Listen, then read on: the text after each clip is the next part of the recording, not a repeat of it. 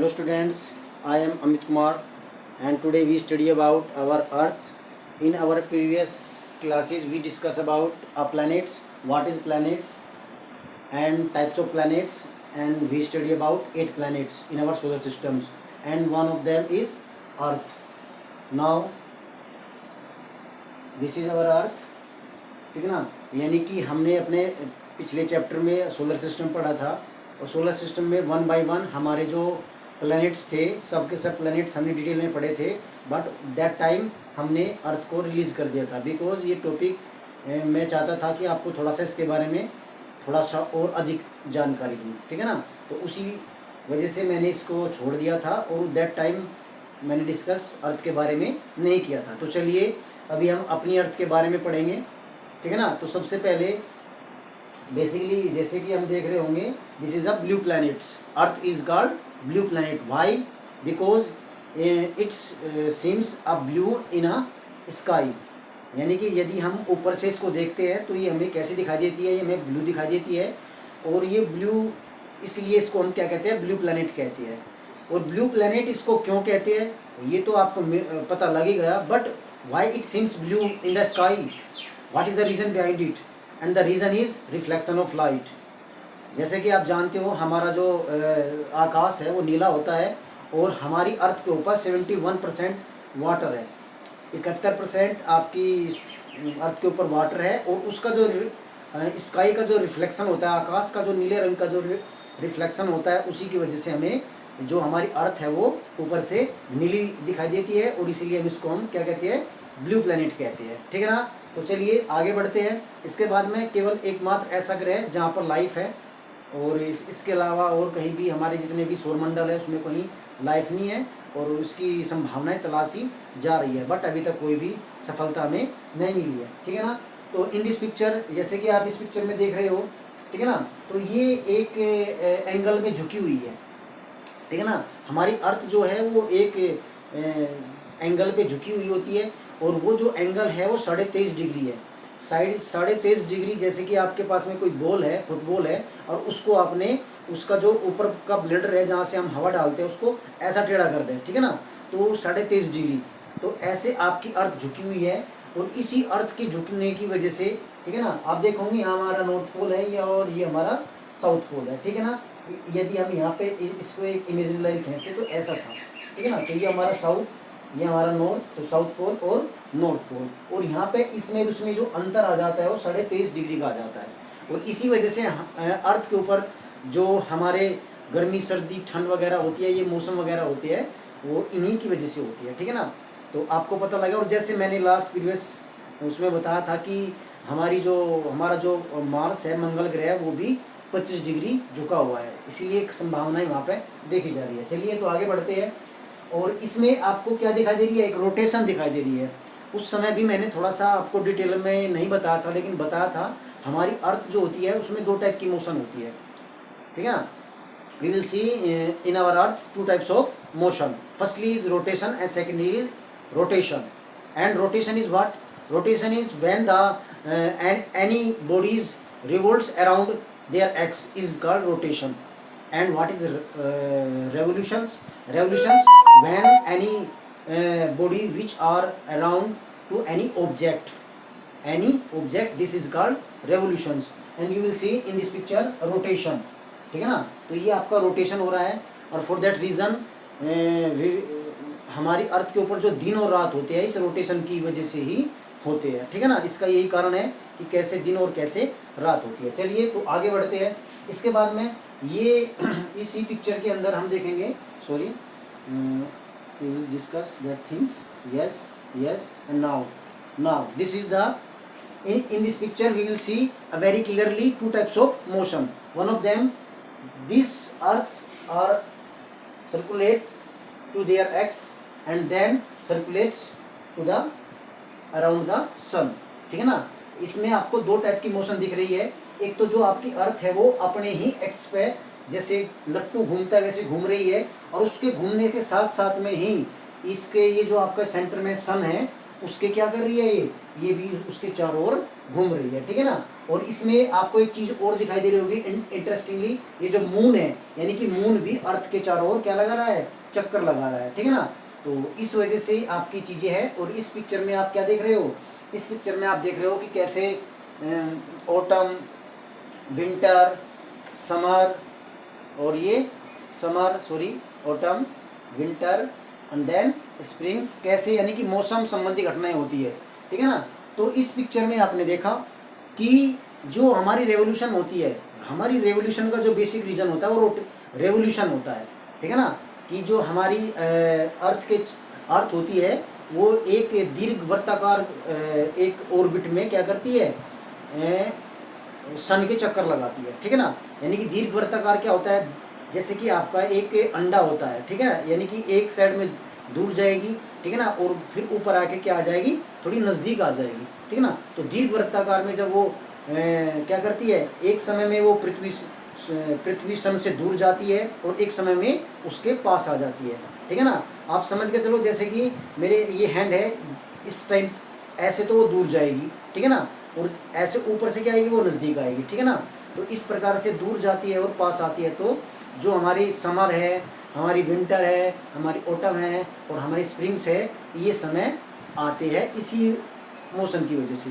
तो आपने दो चीज़ें महत्वपूर्ण देखी, रोटेशन और रेवोल्यूशन, यानी कि घूर्णन और परिक्रमण। घूर्णन की वजह से दिनों रात हो रहे हैं और परिक्रमण की वजह से हमारे सर्दी और गर्मी हो रही है, ठीक है ना। ये दो टाइप की रोटेशन आपने देखी और आपने इसमें पढ़ी, ठीक है ना। और ये अर्थ के चारों ओर जो चक्कर लग रहा है, ये आपका सैटेलाइट है अर्थ का, जिसे हम क्या कहते हैं, मून, ठीक है ना। और ये जो एक समय, ये जो टोटल टाइम लगता है इसको, यानी कि एक पूरा का पूरा रोटेशन में जो टाइम लगता है वो लगभग 24 घंटे का लगता है, ठीक है ना। तो लगभग 24 घंटे का समय पूरा लगता है, यानी कि पूरा कवर कर लेता है। और वहीं जो उसकी बात करते हैं, रेवोल्यूशन की बात करते हैं, परिक्रमण की बात करते हैं, तो 365 दिन 6 घंटे लगते हैं।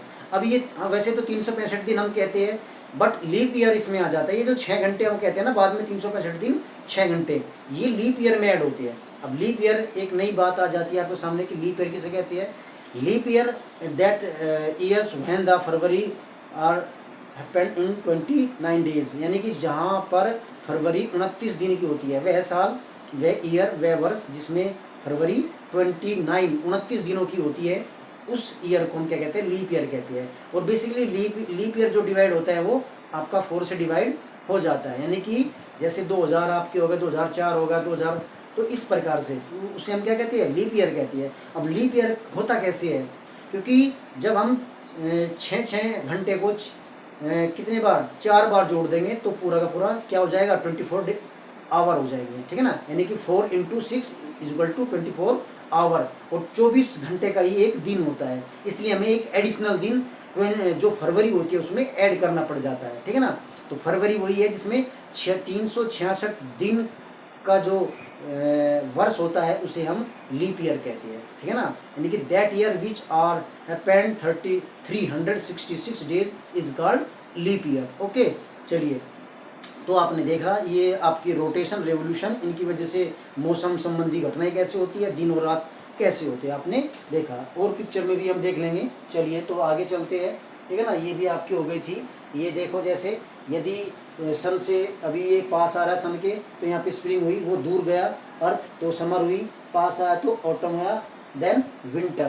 तो दूर जाने से क्या होती है, समर होती है, और पास आने पे क्या होता है, आपका वही है, यानी कि इस साइड में जो आपका ये है, ये यहाँ से निकलता है। ये थोड़ा सा इसमें दिखाया गया है ना, तो ये यहाँ से निकलेगा, नज़दीक से निकलेगा, ठीक है। तो चलिए तो आगे बढ़ते हैं, ठीक है ना। अब इसकी वजह से ही अब हम बात कर लेते हैं, ठीक है ना। अभी 21 जून आने वाला है, ये टॉपिक चल रहा है, और 21 जून की बात ना करें तो क्या फ़ायदा, ठीक है ना। 21 जून अभी हाल ही फिलहाल में आने वाला है, और 21 जून को हम कहते हैं कि वो सबसे बड़ा दिन होता है।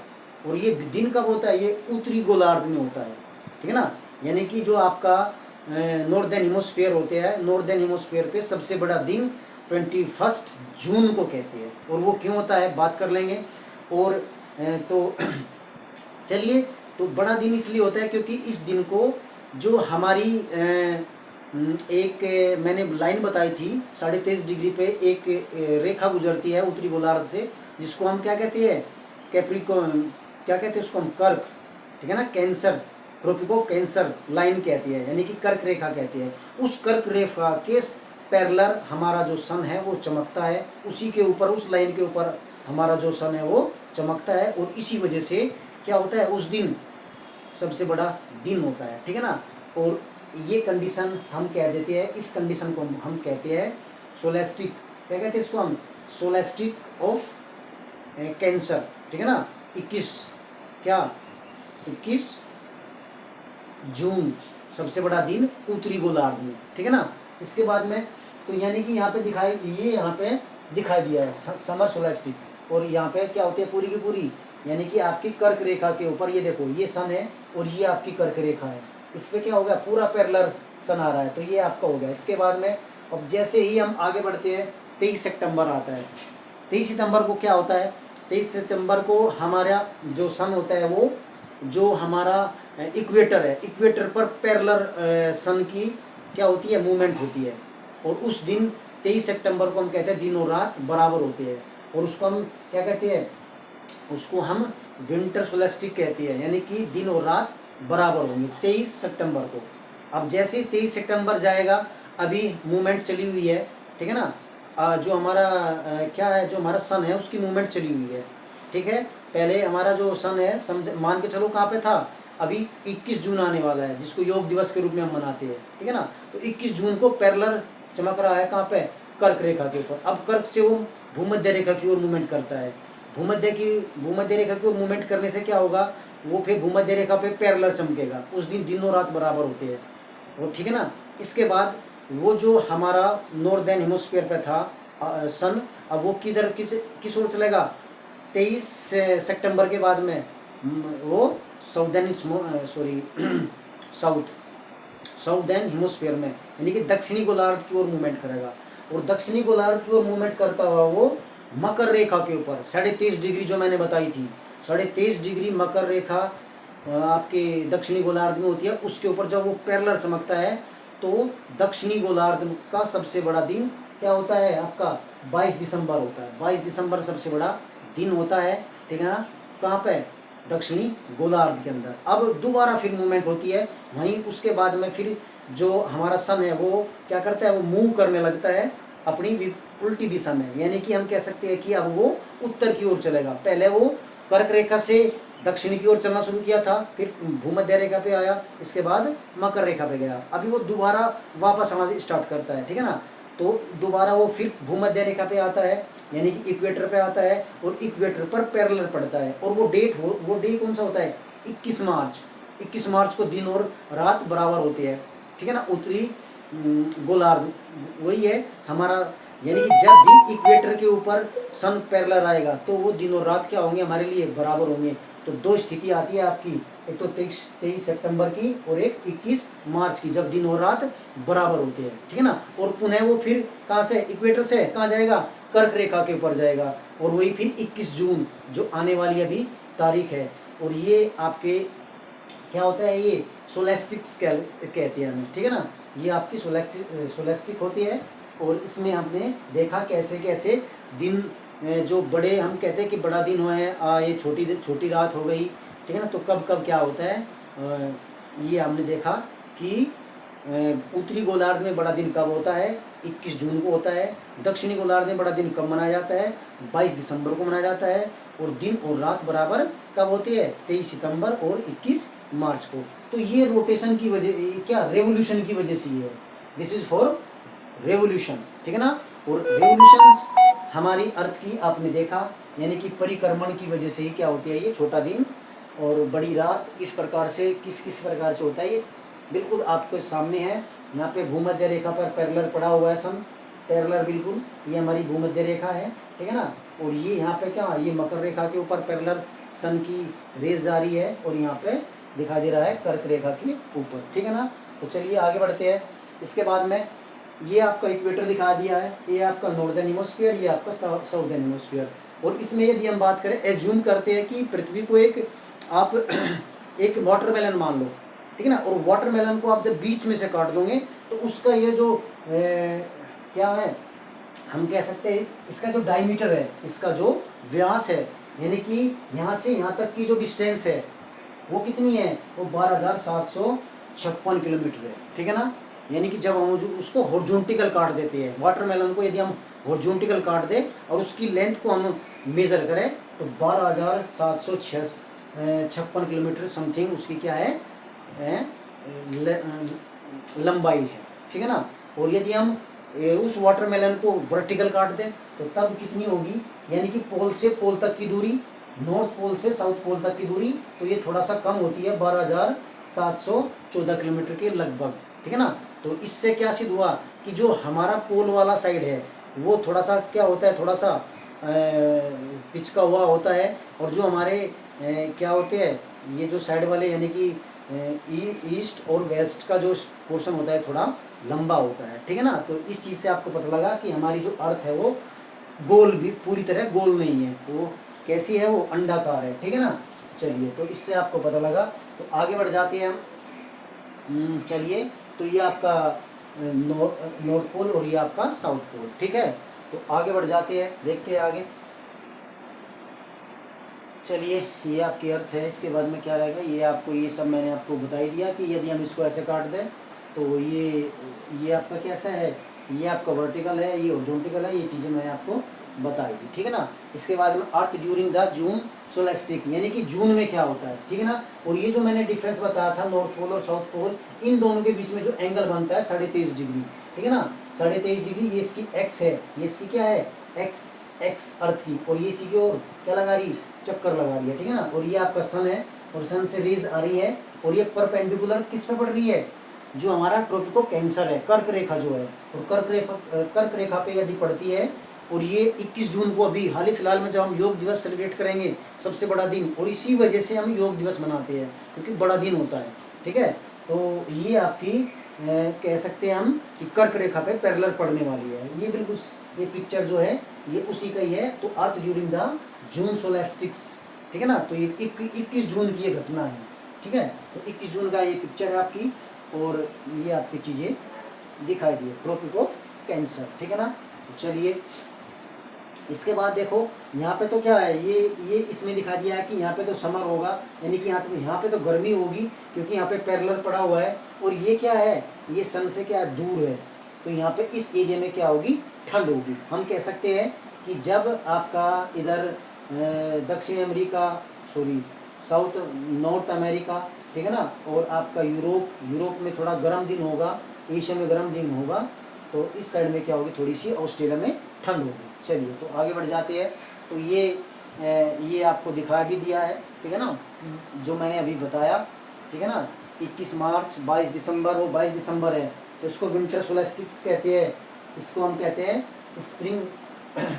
स्प्रिंग इक्विनिक्स, यानी कि ये दोनों घटनाएं जब दिन और रात बराबर होती है। 23 सितंबर, ये इसमें क्या है, तो 23 सितंबर, तो 23 मान के चलो, ये क्या है आपका 23 सितंबर, तो ऑटोनोमल इक्विनिक्स, और ये आपका क्या है 21 मार्च, ठीक है ना। इसके बाद ये समर सोलेस्टिक्स है, जब बड़ा दिन मनाते हैं हम, योग दिवस मनाते हैं 21 जून। तो इस पिक्चर में बिल्कुल अच्छे से आपको दिखाई दे रहा होगा। और देखो दिन और रात क्या है, अब जो साइड इस सन के आगे जो आपको कलरफुल दिखाई दे रही है, वहाँ पे क्या है, दिन है, और जो डार्क में है वो क्या है, वो रात है। जैसे यहाँ पे रात है, और यहाँ भी आपकी नाइट टाइम है, ठीक है ना। ये इस साइड में भी नाइट टाइम है, तो डे और नाइट का भी हो जाएगा, ठीक है ना। ये सारी चीज़ें आपको बिल्कुल अच्छे से क्लियर हो गई होगी, ठीक है ना।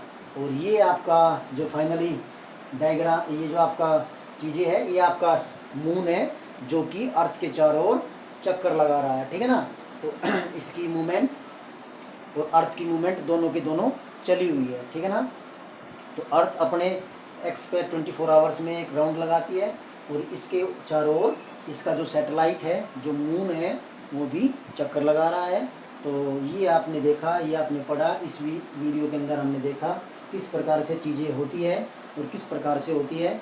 तो ये हमारी अर्थ थी, और इसी वजह से सोलर सिस्टम वाली वीडियो में अर्थ को मैंने थोड़ा सा कम एक्सप्लेन किया था, क्योंकि इसके बारे में मुझे बहुत सारी चीज़ें बतानी थी, और मुझे 21 जून की भी थोड़ी अभी आने वाला था, तो मैंने सोचा कि चलो बच्चों को 21 जून के बारे में कुछ बता देते हैं, ठीक है ना। तो आई होप आपको ये क्लियर हुआ होगा, या नहीं हुआ होगा तो फिर और भी हम वीडियो लेकर आते रहेंगे। अभी हमारी स्टार्टिंग है, हमारी शुरुआत है, तो अब देखना आगे आगे चल के हम और अच्छे से क्लियरिफाई करते हुए इन चीज़ों को, अपने ये जो बेसिक्स हैं इनको बड़े अच्छे से क्लियर कर लेंगे, ठीक है ना। तो आप इसी प्रकार से बने रहिए और देखते रहिए इन सब वीडियो को, और इसी हमारी ये जो एक यात्रा चली हुई है इसमें आप जुड़े रहना, ठीक है ना। तो आज की वीडियो के लिए बस इतना ही। थैंक यू, धन्यवाद।